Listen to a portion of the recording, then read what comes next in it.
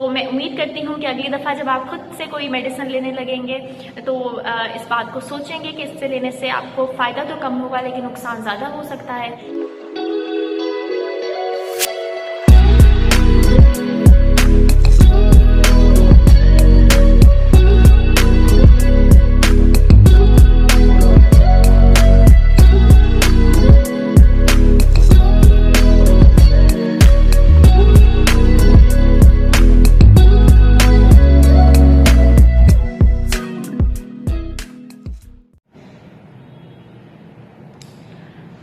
अस्सलाम वालेकुम, मेरा नाम डॉक्टर महम जुल्करनैन है और आज मैं आप लोगों के साथ जिस टॉपिक पे बात कर रही हूँ वो है सेल्फ मेडिकेशन।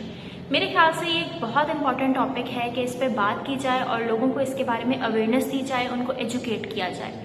देखिए, आजकल बहुत कॉमनली देखा जाता है कि पेशेंट्स खुद से अपना ट्रीटमेंट शुरू कर देते हैं। उनको कोई बीमारी होती है, कोई इशू, कोई मसला, तो उनको जो लगता है कि ये दवाई मुनासिब रहेगी या ये दवाई उनकी रेंज में है, किसी दोस्त ने बताई है या उन्होंने पहले कभी ली है, वो खुद से उसको लेना शुरू कर देते हैं। तो मेरे ख्याल से बहुत ज़रूरी है कि पेशेंट्स को इस बारे में एजुकेट किया जाए, उनको अवेयरनेस दी जाए। देखें, सेल्फ मेडिकेशन होती क्या है? सेल्फ मेडिकेशन बेसिकली ये है अननेसेसरी यूज ऑफ मेडिकेशन, यानी कि जब दवाई लेने की ज़रूरत नहीं है तब भी आप खुद ही से कोई दवाई ले रहे हैं बगैर ये जाने कि उसका एक्शन क्या हो रहा है। जब वो आपकी बॉडी में जाएगी, वहाँ जाके वो किस तरह से रिएक्ट करेगी, वो किस तरह से अपना एक्शन दिखाएगी। सेल्फ मेडिकेशन लेने की दो वजूहात हो सकती हैं। एक तो ये कि पेशेंट को अगर कुछ फिजिकल डिजीज हो गया है, कुछ फिजिकल डिसऑर्डर हो गया है, तो वो उसके लिए लेगा, और सेकेंडली या तो वो लेगा किसी साइकोलॉजिकल इशू में। ज़्यादातर देखा जाता है कि पेशेंट साइकोलॉजिकल इशू में, अगर उनको कोई नफ्सियाती मरीज हो जाता है या तो फिर उनको कोई मेंटल इशू हो जाता है, तो वो खुद से सेल्फ मेडिकेशन शुरू कर देते हैं। सेल्फ मेडिकेशन में बहुत अगर हम एक कॉमन एग्जांपल बात करें तो वो है पैनाडोल।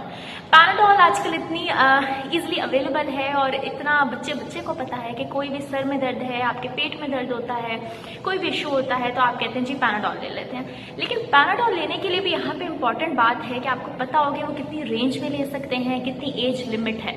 पैनाडोल भी ज़्यादा लेने से, अगर आप ज़्यादा लेते हैं उसको, तो हमारी बॉडी रेजिस्टेंस हो जाती है, शो करती है, यानी कि उस दवाई का फ़र्क पड़ना, असर होना ख़त्म हो जाता है। एंड सेकेंडली, लिवर डैमेज होने के बहुत ज़्यादा चांसेस हैं। जिस तरह की एक केस हमें देखने में आया, एक यंग बच्ची थी और वो पैनाडोल कंज्यूम करती थी। जब भी उसको कोई पेन होती थी, कोई इशू होता था, तो वो पैनाडोल ले लेती थी।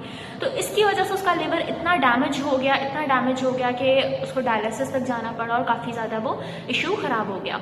तो बताने का मकसद ये है आप सब लोगों को इसके बारे में एजुकेट करना, वो तमाम यंग बच्चे बच्चियाँ जो मुझे सुन रहे हैं और जिनको कभी सर में दर्द होता है, कभी कोई पेन होती है, फ्लू हो जाता है, वो खुद से मेडिकेशन लेते हैं, तो ये सही चीज़ नहीं है।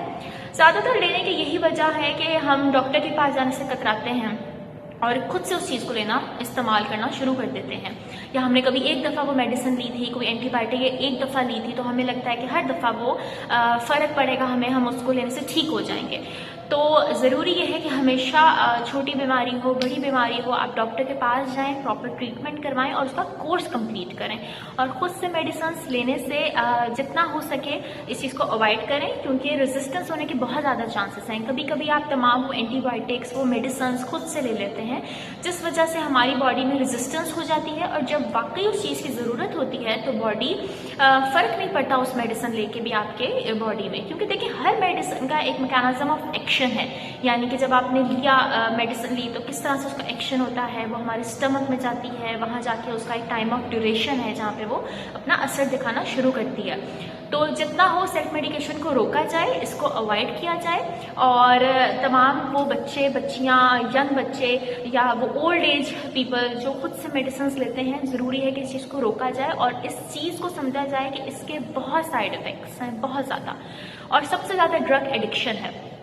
तमाम वो ड्रग एडिक्ट्स वो खुद ही से अगर एक मेडिसिन ले रहे हैं, जैसे बहुत कॉमन हम इधर जिक्सर की, सिट्राजिन की एग्जांपल देते हैं, वो बेसिकली यूज़ होती है फॉर एलर्जी के लिए, लेकिन कहीं ना कहीं उसका ये भी उसका एक मैकेनिज्म है या उसका एक पर्पस है कि वो हमारी बॉडी को रिलैक्स कर देती है, स्लीप की कंडीशन में ले आती है, बॉडी कंफर्टेबल कंडीशन में आ जाती है, तो हम उसको as a sleep medication, as a sedative, नींद के लेने के लिए, कंफर्टेबल होने के लिए भी इस्तेमाल करते हैं। तो ये भी गलत चीज़ है।